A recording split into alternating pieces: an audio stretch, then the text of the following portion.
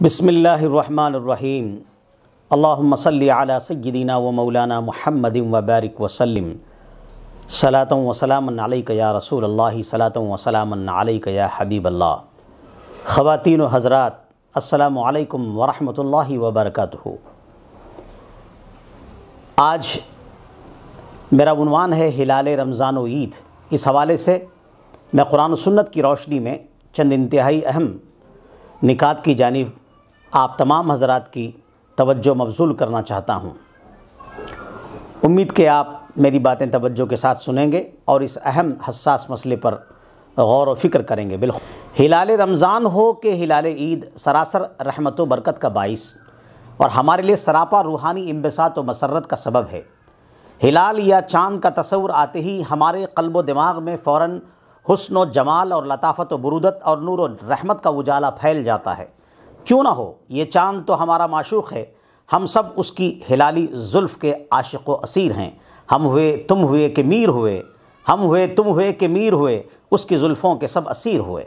ये चाँद हिलाल बनकर नमूदार हो तो रोज़ों की सौगात, श्याम रमज़ान की बारात और रोज़ ईद की हसनात व बरक़ात लेकर आता है। इसीलिए जब हिलाल नज़र आए तो हिलाल देखने वाला बुलंद आवाज़ से अल्लाहु अकबर कहे और ये दुआ पढ़े, अल्लाहुम्मा अहिल्लहु अलैना बिल अमनी वल ईमानी व सलामती वल इस्लामी व तौफ़ीक़ी लिमा तुहिब्बु व तरदा रब्बी व रब्बुकल्लाह या हिलाल।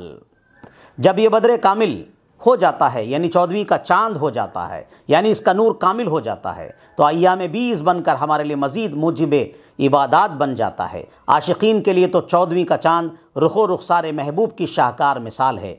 कल 14वीं की रात थी, शब भर रहा चर्चा तेरा, कुछ ने कहा ये चाँद है, कुछ ने कहा चेहरा तेरा। हम भी वहीं मौजूद थे, हमसे भी सब पूछा किए, हम हंस दिए, हम चुप रहे, मंजूर था पर्दा तेरा।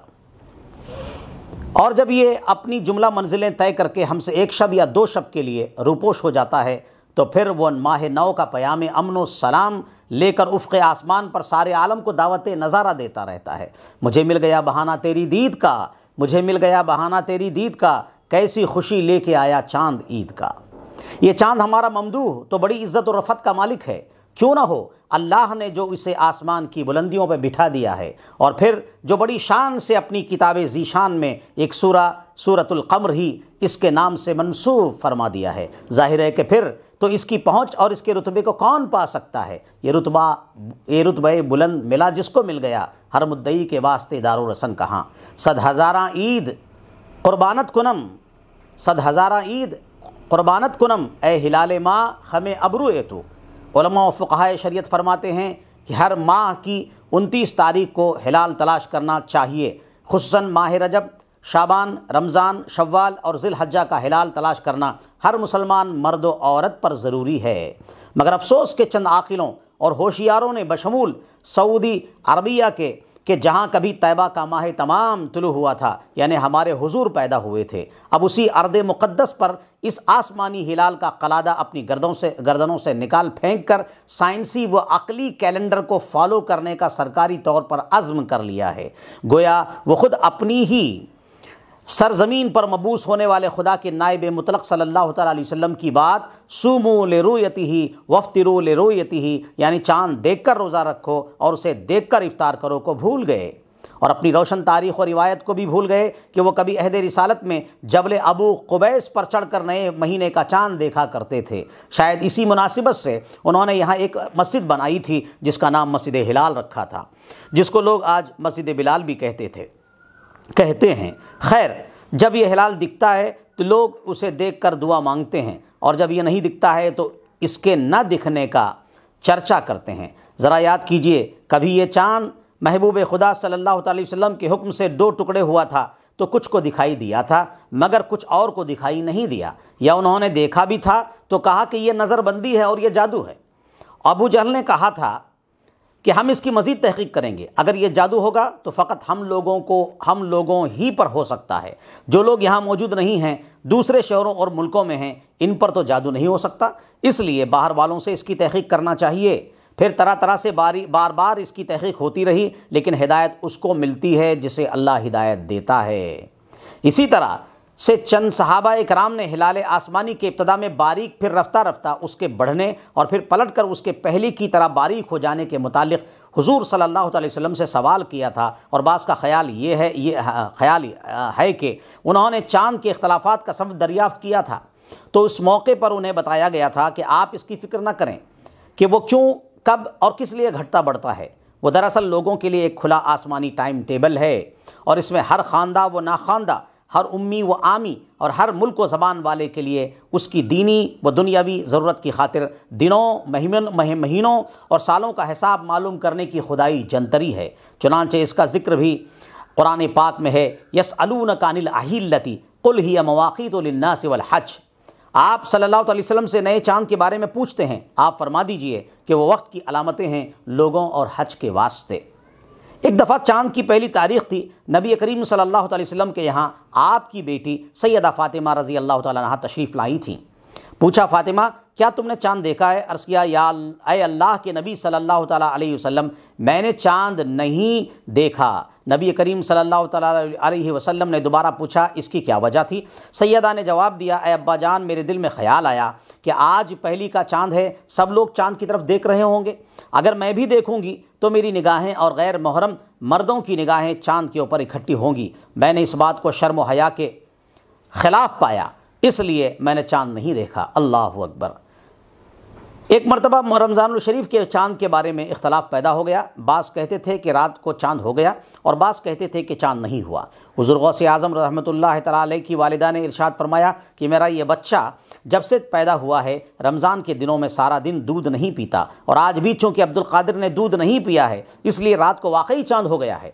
फिर तहक़ीक़ करने पर यही साबित हुआ कि चाँद हो गया है। अल्लाह वालों की शान बड़ी निराली है।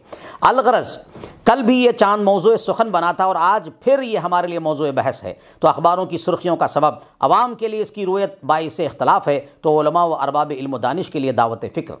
अफसोस के कल तक तैबा के जिस माह कामिल ने इस चाँद के 2 टुकड़े फरमाए थे, आज इसी शम्स मुनीर व बदर कामिल पैगम्बर अरबी सल्लल्लाहु अलैहि वसल्लम की उम्मत फिर इसी चाँद के लिए सिर्फ 2 टुकड़ों ही में नहीं बल्कि कई टुकड़ों में बट गई है।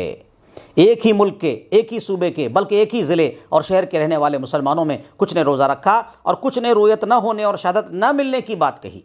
जी हाँ, रोज़ा रखने वालों के पास किसी दूसरी जगह से रुयत हिलाल की शहादत दस्तयाब होने का पुख्ता सबूत था, तो रोज़ा न रखने वालों के पास फरमान रसूल सल्लल्लाहु ताला अलैहि वसल्लम ला तसूमू हत्ता तरउल हिलाल वफ़ी रिवायतिन फ़इन गुम्मा अलैकुम फ़अकमिलुल इद्दत सलासीन, यानी रोज़ा न रखो जब तक कि हिलाल रमज़ान देख न लो, और एक रिवायत के मुताबिक 29 को आसमान अबर आलूद हो तो शाबान के 30 दिन की गिनती पूरी करके रमज़ान शरीफ शुरू करो, जैसे ठोस दलाइल थे। रोज़ा रखने वालों का कहना था कि उन्होंने रमज़ान से पहले हरगिज़ रोज़ा नहीं रखा है, बल्कि चाँद देखकर या चाँद की पक्की तलाफुल्ली कन्फर्म न्यूज़ पाकर या शहादत शरई लेकर सौम रमज़ान का आगाज़ किया है। उन्होंने वो हरकत नहीं की है जो बाज़ लोग अहद नबी सल्लल्लाहु अलैहि वसल्लम में किया करते थे कि रमज़ान से 1 रोज़ पहले ही रोज़ा रखना शुरू कर देते थे, जैसा कि आयत या अय्युहल्लज़ीना आमनु ला तुक़द्दिमू बैन यदैल्लाहि व रसूली, ऐ ईमान वालो अल्लाह और उसके रसूल से आगे न बढ़ो, की एक तफसीर के तहत उम्मुल मोमिनीन हज़रत सिद्दीक़ा आयशा रज़ी अल्लाह तआला अन्हा से मरवी है। चुनांचे इस आयत में ऐसे लोगों को हुक्म दिया गया कि वो रोज़ा रखने में नबी सल्लल्लाहु अलैहि वसल्लम से आगे न बढ़ें। और रोज़ा न रखने वालों का कहना था कि हुजूर पाक सल्लल्लाहु अलैहि वसल्लम की हदीस होते हुए हमें अब न किसी की सुननी है और न किसी की परवाह करनी है। दीगर इस्लामिया ने हिंद क्या फ़ैसला लेते हैं और मुल्क में क्या हो रहा है, हम इसके क़तई ज़िम्मेदार नहीं हैं। हम तो सिर्फ शरई व फ़िक़ही आदाब व क़वानीन के पाबंद हैं।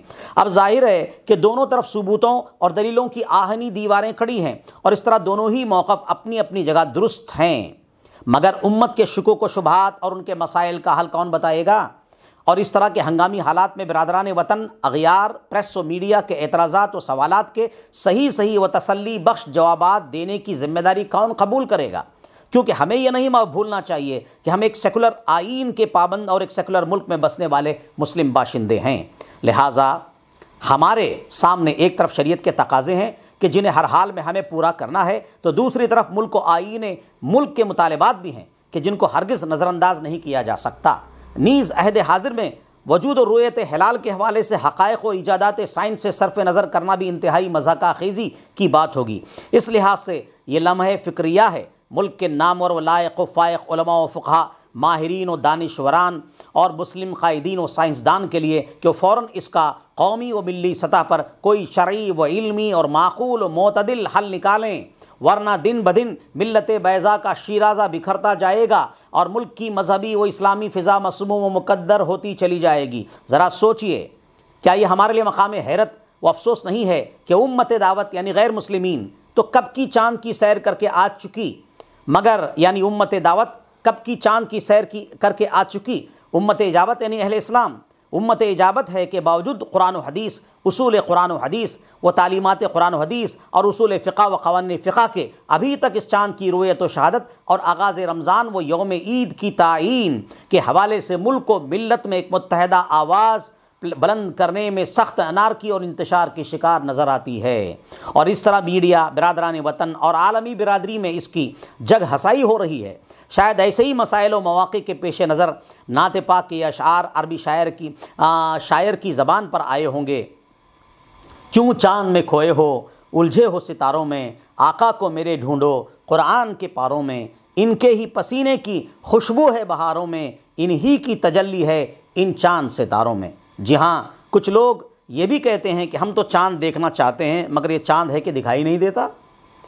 ऊरा बचश्मे पाक तमादीद चूँ हिलाल, ऊरा बचश्मे पाक तमादीद चूँ हिलाल, हर दीदा जाए जलवे आफ़ताब नेस आ महताब नेस, हर दीदा जाए जलवे आ महताब नेस। कभी तो निकलता ही नहीं और कभी निकल भी जाता है तो बादलों में छुपकर हमें तरसाता है। वाह, खूब पर्दा है कि चिलमन से लगे बैठे हैं, खूब पर्दा है कि चिलमन से लगे बैठे हैं, साफ छुपते भी नहीं, सामने आते भी नहीं। मगर सवाल ये है कि क्या चाँद सबको नज़र आना ज़रूरी है? ये हमें नज़र ना आए तो इसमें चाँद मामू का क्या कसूर, चाँद क़िबला का क्या कसूर? वो तो अपने आका व मालिक का ग़ुलाम है, इसलिए तामील हुक्म में अपनी मंजिलें तय करते करते दुबला, खूब बारीक और अमान की तरह खमीदा हो जाता है।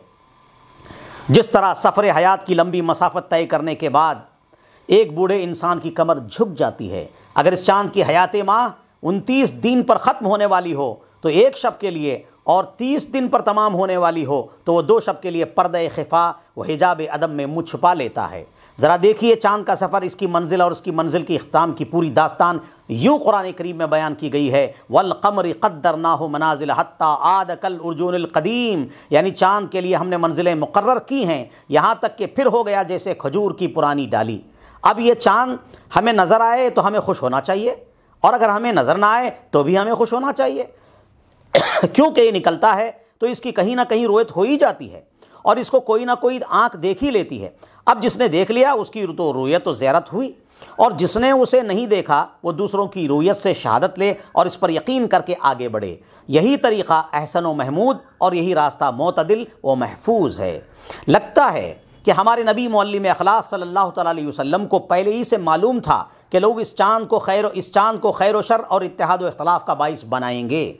इसीलिए शायद हमें दरमियानी तारीख़ों में चाँद नज़र आने पर यह दुआ सिखाई, अऊज़ु बिल्लाहि मिन शर्रि हादल गासिक़, मैं अल्लाह की पनाह चाहता हूँ अंधेरे में छुप जाने वाले इस चाँद के शर से, वल्लाहु आलम बिस्सवाब। हाँ, अब अगर ये चाँद ही ना निकले तो फिर इसके दिखने का सवाल कहाँ पैदा होता है? यानी अब तो इसकी ज़ियारत हो ही नहीं सकती, मगर अफसोस कि कुछ लोग इसे ज़बरदस्ती देख लेते हैं और ज़बरदस्ती लोगों को दिखा भी देते हैं। जिसने देख लिया उसकी तो रुयत तो ज़ियारत हुई, और जिसने उसे नहीं देखा वो दूसरों की रुयत से शहादत लेकर आगे बढ़े। हाँ, अब अगर ये चाँद ही ना निकले तो फिर इसके दिखने का सवाल ही कहाँ पैदा होता है? यानी अब तो इसकी ज़ियारत हो ही नहीं सकती, मगर अफसोस कि कुछ लोग इसे ज़बरदस्ती देख लेते हैं और ज़बरदस्ती लोगों को दिखा भी देते हैं। जिस तरह इसके दिखने के बावजूद कुछ लोग इसकी रोयत का इनकार करते रहते हैं। आँखों में गज़ब, होंठों पे हंसी, इकरार भी है और इनकार भी है। कहते हैं कि 2 दीवाने रात के वक्त किसी बस्ती से गुजर रहे थे और आसमान पर 14वीं का चाँद जगमगा रहा था। एक ने कहा, अरे ये देखो सूरज कितना रोशन है और कैसा जगमगा रहा है। दूसरे ने कहा, अबे पागल, ये सूरज नहीं ये चाँद है, क्या तुझे चाँद और सूरज में फ़र्क भी नहीं मालूम होता? अब दोनों की तू मैं में बात बहुत आगे बढ़ गई। दोनों ने सोचा कि चलो लड़ने से बेहतर है कि हम किसी ऐसे के पास चलें जो हमसे ज़्यादा दाना व बीना हो, वह हमारा फ़ैसला कर दे और इस तरह हमारा इख्तिलाफ़ ख़त्म हो। वो इसी हाल में थे कि रास्ते में उन्हें एक शख्स नज़र आया जो देखने में बड़ा अक्लमंद मालूम होता था। उन्होंने कहा, क्यों ना हम इसी से पूछ लें कि आखिर ये क्या है, वाकई चाँद है या कि सूरज? इस शख्स ने कहा, भाइयों, मैं इस शहर का बाशिंदा नहीं हूँ, किसी और से पूछ लो। खैर ये तो लतीफ़ा था, मगर इस खबीर व लतीफ़ की पुरलुत्फ़ बात यह है कि ये चाँद और ये सूरज उसकी तरफ से एक मुकर्ररा निज़ाम के तहत अपने अपने काम पर लगे हुए हैं। दुनिया इधर की उधर क्यों ना हो जाए और हम लाख अक्ल व सियासत की फ़िज़ाओं में कलाबाजियाँ क्यों ना खाएँ, वो अपने तयशुदा वक्त पर ही अपना जलवा दिखाएंगे और फिर अपने मुतय्यना वक्त ही पर उफ़क़े आसमान की चिलमन में छिप जाएंगे। वह अम्र इलाही कुल्लुन यजरी ले अजलिम मुसम्मा के पाबंद हैं। वह हमारी तरह पॉलिटिक्स नहीं करते और न ही अपनी रविश बदल कर कॉम्प्रोमाइज़ करते हैं। वो अशम्सु वल क़मरु बिहुस्बान की खुदाई डोर से बंधे हुए हैं और उनके गुरूब व तुलू के पहिए यके बाद दिगरे आसमानी निज़ाम कुदरत डिवाइन सिस्टम व शम्सी व दुहाहा वल क़मर इदा तलाहा, सूरज और उसकी रोशनी की कसम और चाँद की जब इसके पीछे आए यानी गुरूब आफ्ताब के बाद तुलू करे के साथ साथ चलते रहते हैं। इनके मुकर्रर निज़ाम में तो गड़बड़ी सिर्फ क़यामत ही के वक्त होगी। उस वक्त क्या होगा, कुरान की पेशनगोई सुन लीजिए। अल्लाह ताला फरमाता है फ़इदा बरक़ल बसरु व खसफ़ल क़मरु व जुमिअ शम्सु वल क़मर, जिस दिन आँख चौंधियाएगी और चाँद गहनेगा यानी तारीख होकर उसकी रोशनी ज़ायल हो जाएगी और सूरज और चाँद मिला दिए जाएंगे यानी दोनों मगरिब से तुलू करेंगे या बेनूर हो जाएंगे। अल्लाहु अकबर। अब जिन्हें 29 शाबान को चाँद नज़र आया वो नमाज तरावी का एहतमाम करें, सहरी की तैयारी करें और दूसरे रोज़ रोज़ा रखें, और जिन्हें नज़र ना आया और ना ही शरई शहादत मिली तो वो 30 की गिनती पूरी करें। मगर आदमी रुयत की सूरत में शहादत से फ़ायदा न उठाया गया और बाद में फिर 29 ही को ईद का चाँद हुआ तो ज़ाहिर है कि 30 की गिनती पूरे करने वालों के सिर्फ 28 रोज़े हुए, उनको एक रोज़ा क़ज़ा करना पड़ेगा और अवाम में भी खिफ़त उठानी पड़ेगी। या 30 को ईद का चाँद हुआ और सब ने चाँद देख लिया या अदम रुयत की सूरत में ईद के चाँद की शरई शहादत हो गई तो फिर भी उन्हें एक रोज़ा क़ज़ा करना पड़ेगा और लोगों को उसकी क़ज़ा करने का हुक्म देना होगा, क्योंकि इस सूरत में अब उनके सिर्फ 29 रोज़े हुए हैं जबकि महीना 30 दिन का हुआ है। ऐसी सूरत हाल में भी उन्हें अवाम में खिफ़त और निदामत उठानी पड़ सकती है। अज़्र शरा हमारा महीना सिर्फ 29 दिन का हुआ कहकर वो इतनी आसानी से अपना दामन नहीं बचा पाएंगे और फिर आइंदा चलकर यह मसला उनमें बड़े इंतशार और इख्तलाफ का सबब भी बन सकता है। खैर जो भी शरई व फ़िक़ही सूरत निकल आए, अरबाब इल्म व मारिफत हमसे ज़्यादा आगाह व बाखबर हैं। उम्मीद के साहिबान फ़िक्र व नज़र, फ़ुक़हाए किराम, मुफ्तियान इज़ाम उम्मत को दरपेश इन उमूर व मसाइल और इन ख़तरात व ख़दशात में अवाम व ख़वास की इंद शरा सही और इंदन नास माक़ूल व लायक़ अमल रहनुमाई फ़रमाएँगे। फ़अतबिरू या उलिल अबसार यानी अहले इल्म व बसीरत और अहले दीन व दयानत, आपके लिए तमाम के लिए यह मकाम गौर व फ़िक्र है। नोट याद रखिए, इस्लामी कैलेंडर में महीना 29 या 30 दिन का होता है, हरगिज़ कोई महीना 28 या 31 दिन का नहीं होता। चलो आओ वफ़ा की एक नई तजदीद करते हैं, चलो आओ वफ़ा की एक नई तजदीद करते हैं, तुम आज चाँद बन जाओ, हम कल ही ईद करते हैं। शुक्रिया, जज़ाकल्लाह।